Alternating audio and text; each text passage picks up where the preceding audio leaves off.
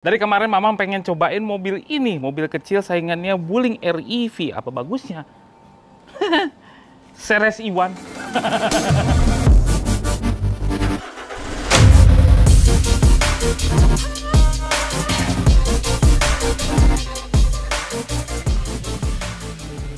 Halo YouTube, selamat datang channel Motomobi. Wah, Ceres.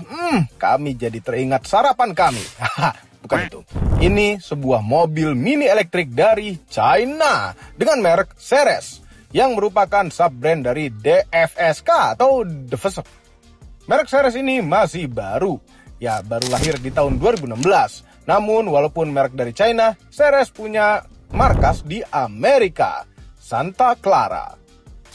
Sebenarnya merek Ceres ini awalnya hanya membantu supply parts dan pengembangan mobil-mobil EV yang ada di Amerika dan beberapa brand lainnya.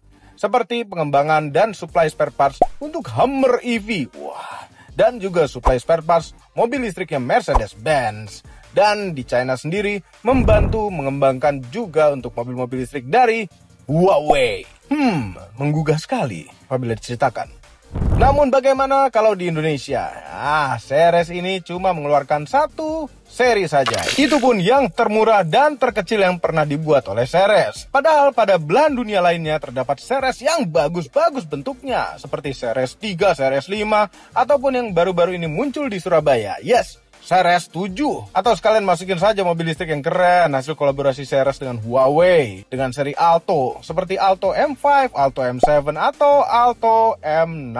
Namun sekali lagi, kenapa Indonesia dapat seri yang termurah dan terkecil seperti Ceres Iwan ini?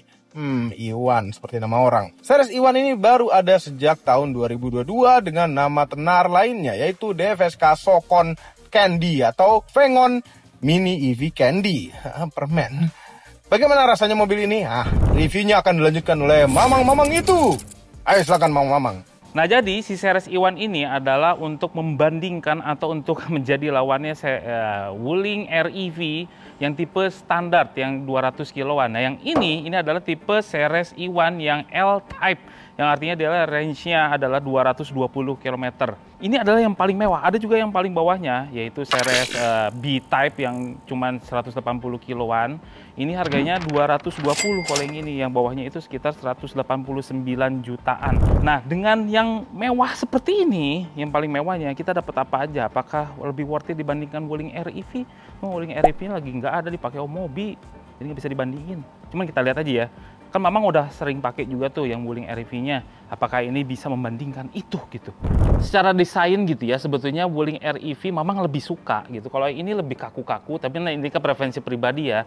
Kalau ini tuh lebih kaku, itu aja. Terus lampu depannya, kalau yang paling mewah sekalipun, Ceres Iwan yang L-Type ini masih halogen, tapi proyektor. Nah, DRL-nya tuh ada di sini, gitu.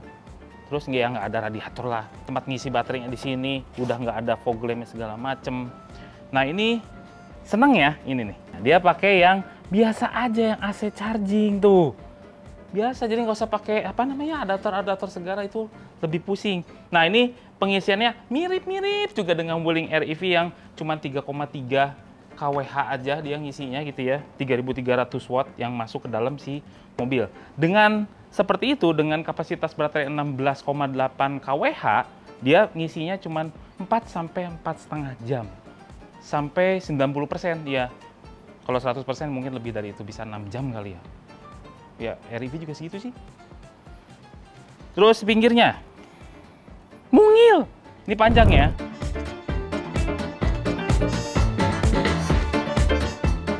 Terus lampu sennya ada di spion. Senengnya nih, dapatnya Ceres Iwan itu dapat pelek racing. Orang zaman dulu bilang gitu. Ini pakai profil ban 145/60 ring 13, depannya cakram, belakang cakram. Cuman yang versi yang rendahnya belakangnya tromol. Tapi ini keren, berpakai pelek racing. Cuma memang dulu ya waktu diperkenalkan di PEV di tahun 2023, 2022 gitu ya. Ini belum bisa diginiin. Ini sekarang udah bisa oke lah, tapi ada platnya kelihatan.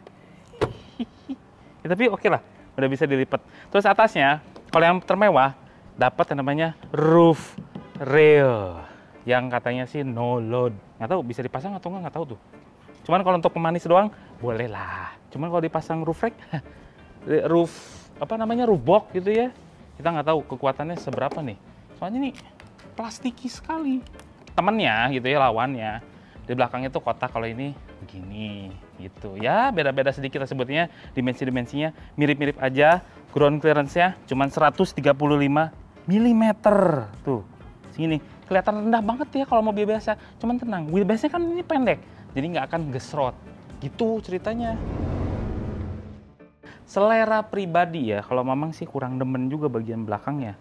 Cuman ya ada yang suka ada yang enggak. Kalau Mamang lebih suka ke lawannya, ya masih pakai bohlam semua, masih ya analog semua lah. Terus bawahnya nih lampu mundurnya, lampu fog lamp-nya, nggak ada wiper belakangnya, antenanya masih kayak pakai antena kecoa, mirip-mirip juga muatannya segini-gininya. Tuh segini ya.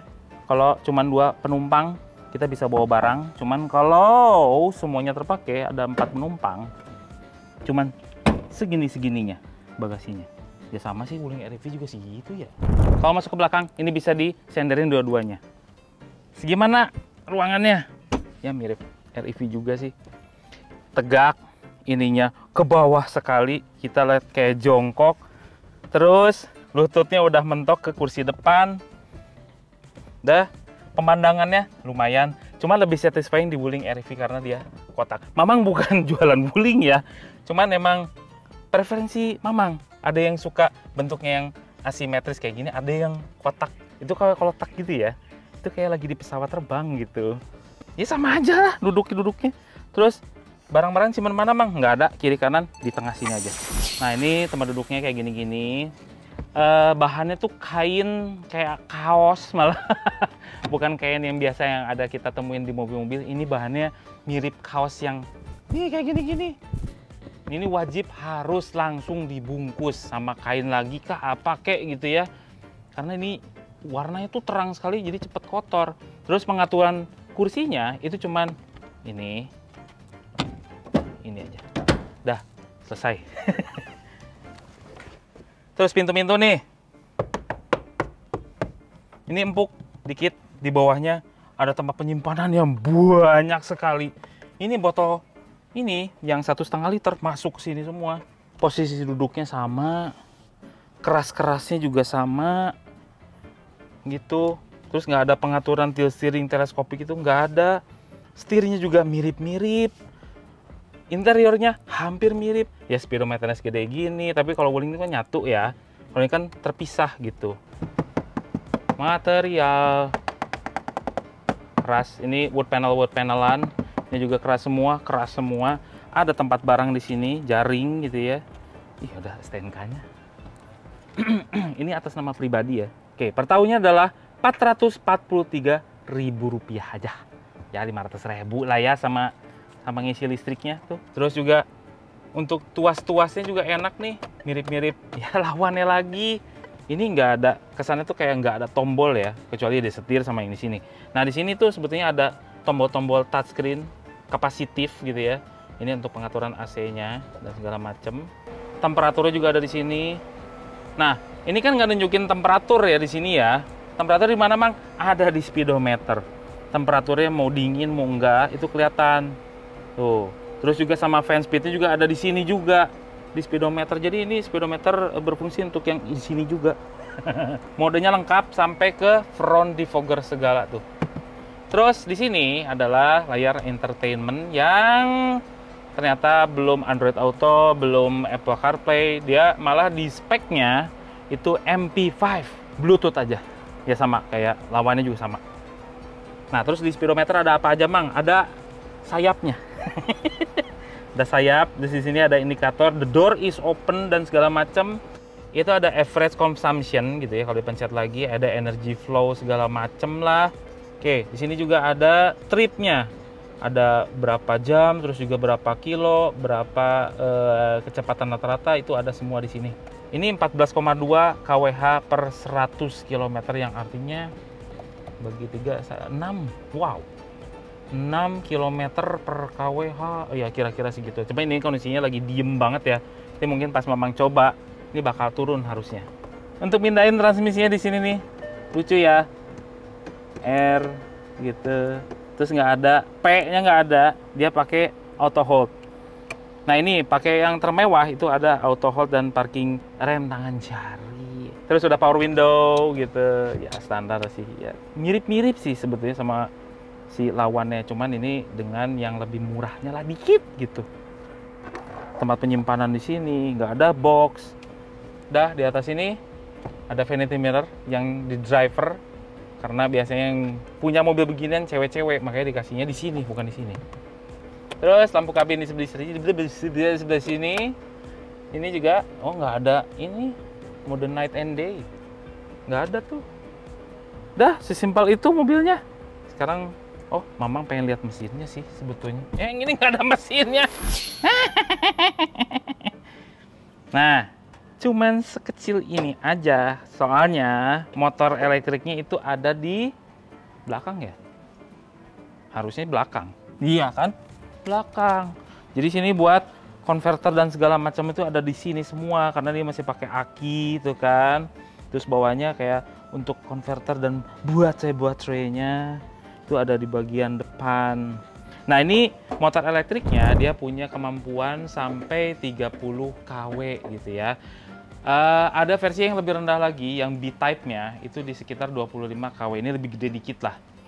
Dan dengan jarak 220 km itu lumayan lah range-nya. Kita coba aja ya tenaga mesinnya ya. Oh iya, penggerak ini penggerak belakang. Mirip banget dengan lawannya. Kurang kencang lagi kan. Nah, coba. Ceres Iwan, kayak nama orang.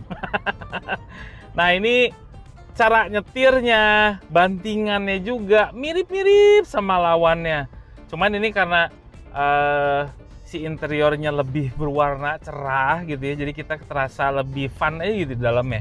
Posisi duduknya sama, yang artinya posisi duduk kita tinggi, terus dashboardnya tuh rendah, kacanya besar, visibilitasnya jadi luas kemana-mana, spionnya lebih besar gitu ya. Ini lebih, kalau orang Sunda itu spionnya tuh lebih rebing gitu, kupingnya tuh lebih lancip, lebih keluar ini. Jadi hati-hati kalau di jalan kecil yang mentang-mentang mobilnya kerasa kecil, tapi ternyata spionnya tuh lebih lebar daripada yang kita kira gitu. Tapi sayangnya nggak ada retract ya, lawannya juga nggak ada gitu ya. Kalau ada retractnya aja ini sangat membantu sekali. Terus cara megang setirnya tuh enak, terus kita bisa kemana-mana nih tangannya, mencet-mencet tombol apapun nggak kerasa susah gitu ya. Gampang tergapai, bahkan pintu sebelah kiri ini mudah dipegang sama Mamang. Kekedapannya menurut Mamang ya ini kekedapannya lebih baik ini daripada lawannya, si Wuling REV. Ini lebih kedap sedikit lah daripada itu. Nah kalau stop and go gini, ini ketolong sama ada auto hold-nya juga nih, jadi enak. Terus suspensinya juga agak kaku. Cuman biasanya kaku kayak gini ya kompensasinya enak di tol. Biasanya ya, cuma nggak tahu. Mobil kecil ini memang harus disetnya agak keras sedikit supaya kita tidak terlalu limbung kalau lagi di tol atau kecepatan tinggi. Itu wajar. Cuman nyetirnya kita santai. Yang memang kurang demen di Ceres ini adalah ngeremnya. Ngerem itu kayak kalau kita injak dikit itu kayak kurang respon gitu loh. Jadi harus lebih dalam lagi, dan begitu kita dalam remnya kaget remnya gitu loh. Tuh, kalau ditekan sedikit aja itu kayak nggak ada efek ngeremnya, ada sedikit banget gitu. Cuman kalau pengen gitu kan, jadi kita nggak bisa ngeraba-raba gitu si ngeremnya tuh pakemnya segimana. Sebetulnya pakem, cuman karakternya kaget dia.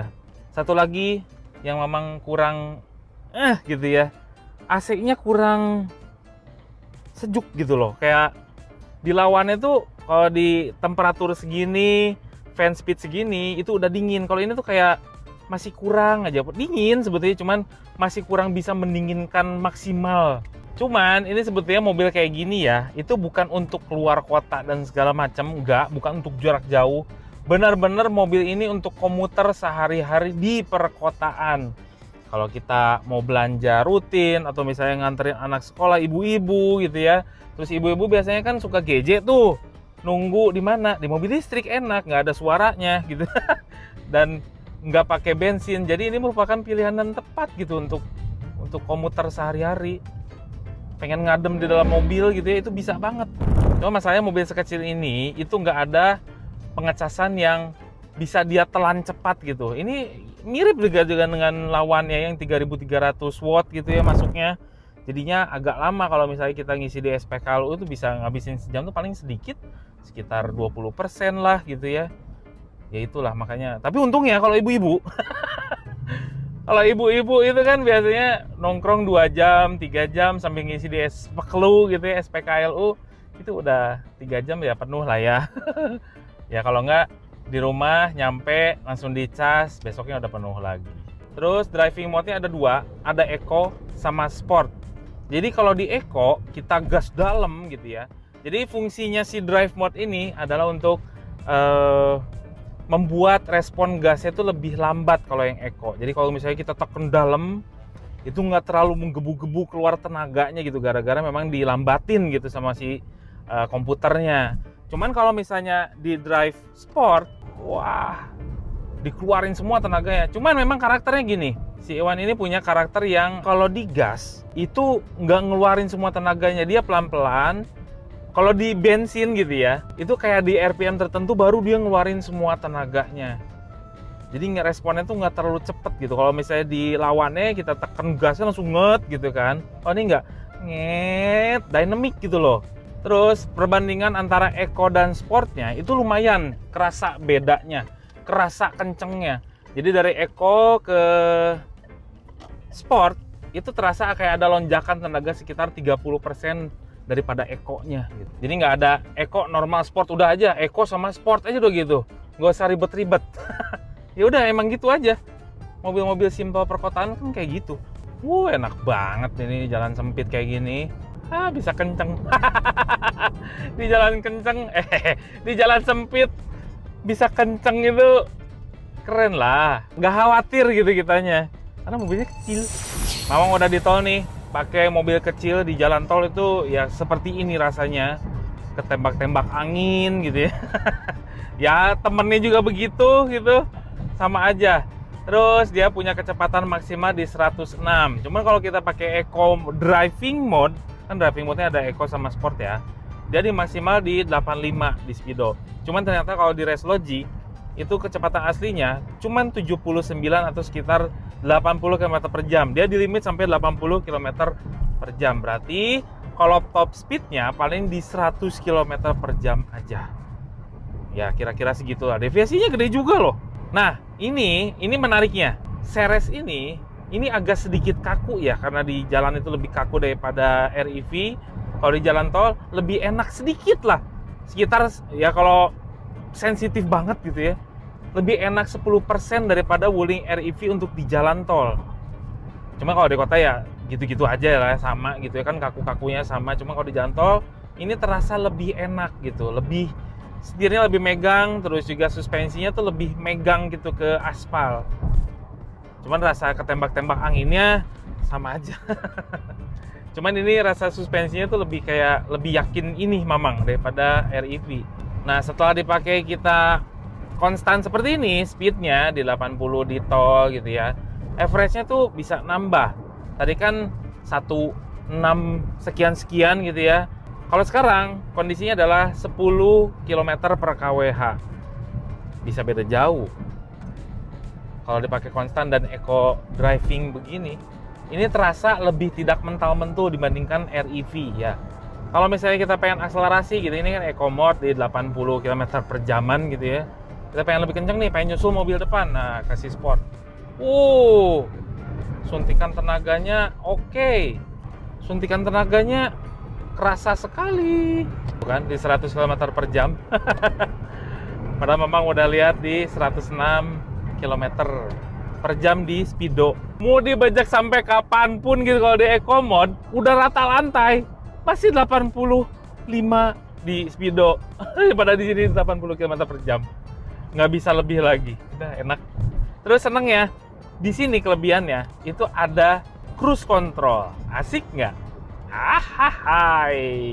Pakai cruise control aja nggak capek, tapi fontnya kecil sekali. Fontnya itu kecil banget di speedometer. Pakai mode sport yang pasti. AC mah udah biarin aja lah, nggak terlalu pengaruh. Kalau satu, dua, tiga. Spinning dikit.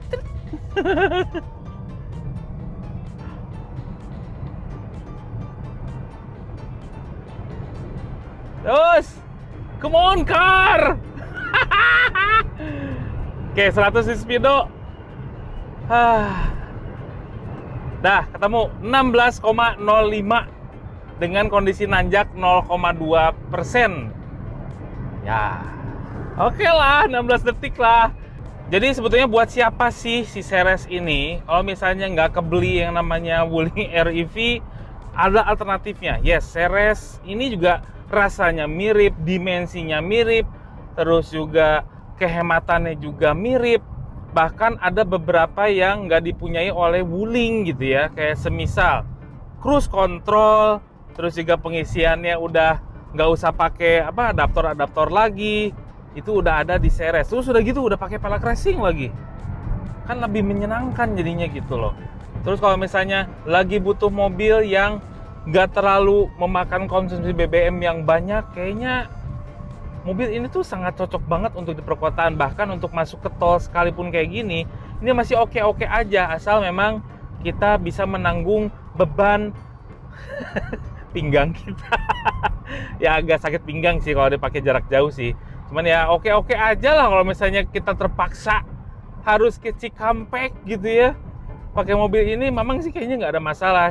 Tanggungannya adalah anginnya yang bisa nembak ke segala arah. Ini benar-benar ketembak angin terus nih mobil, benar-benar tidak aerodinamis, sama ringan sekali bobotnya kan. Jadi ya wajar lah.